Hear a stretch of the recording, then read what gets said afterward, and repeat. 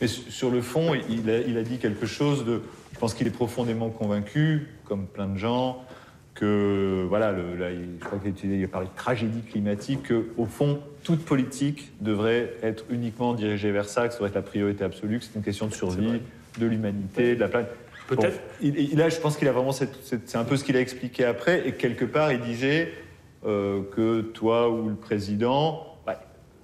J'ai aucun doute sur le fait que tu penses aussi que c'est un vrai problème, et je pense que n'importe qui a des enfants aujourd'hui se dit qu'il y a un problème. Mais rien dans... J'ai aussi besoin d'argent pour les hôpitaux. Oui, mais là, laisse-moi finir ma question. Parce que... C'est purement ça le sujet. Hein. Le sujet, mais tu as raison, le sujet, c'est que Nicolas était dans la position d'un, je ne sais pas s'il faut dire d'un lanceur d'alerte ou d'un éveilleur de conscience qui disait il n'y a pas de sujet plus important et tous les sujets doivent être... bon. Et je comprends qu'ils le disent pour une raison assez simple, c'est que je crois qu'ils le pensent. Bon. Et toi, tu le penses pas? Si, je sais que c'est des sujets importants, je sais que c'est des urgences. Mais accessoirement, le président de la République, il n'avait pas le programme de Yannick Jadot ou du plus grand écologiste de la Terre. C'était pas ça qu'il a. Premier point, ce que Nicolas savait, quand même. Et deuxième point, tu peux dire qu'il y a des choses qui sont urgentes en reconnaissant que c'est pas les seules. Mais sur ce sujet-là spécifiquement, qui est un sujet évidemment passionnant, parce que quand tu l'écoutes parler, ou plein d'écolos qui travaillent sur l'effondrement, etc., ils disent que quelque part, c'est au fond, effectivement, le reste est secondaire.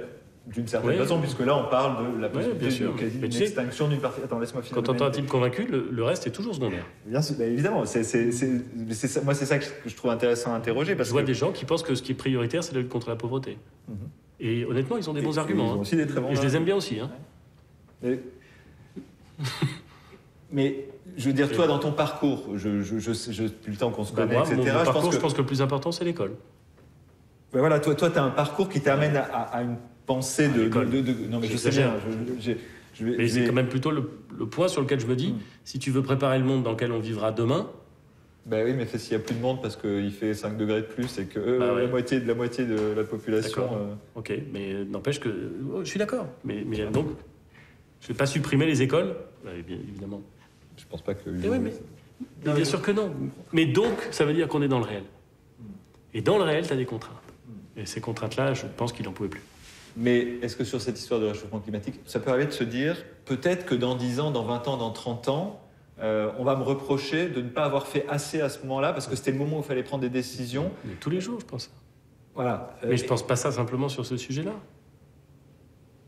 J'imagine, oui. Bah oui. Je me dis, peut-être que dans 5 ans, on me reprochera de ne pas avoir augmenté les efforts... dans la recherche médicale parce qu'il y aura un virus qu'on n'a pas vu venir. Tu vois ? Tu peux prendre le pari là-dessus ? Peut-être que dans 5 ans, quelqu'un viendra me dire « Mais vous n'avez pas vu que les Russes, ils allaient envahir la Pologne ?» Les Russes veulent envahir quoi ? Non mais, je dis n'importe quoi. Je dis n'importe quoi, mais... Tu vois ? Tu peux faire le pari que dans les 10 ans qui viennent, il n'y a pas un...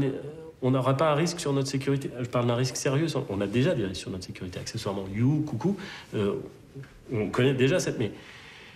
Et tu penses pas qu'il y a des gens qui viendront me dire « Non, mais vous étiez où, là ? Vous étiez où pendant que, aux frontières de l'Europe, il y avait des hommes forts qui étaient en train de réarmer à fond ? Mais vous étiez où ? Bon, moi, je lis des bouquins qui m'expliquent l'effondrement des sociétés.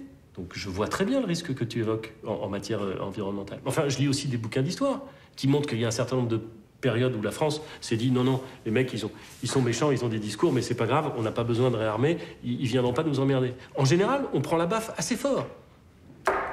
Ok. Dernière chose, j'ai regardé votre Facebook Live avec Hulot. Vous étiez complice, vous avez... On s'entend très bien. Ouais.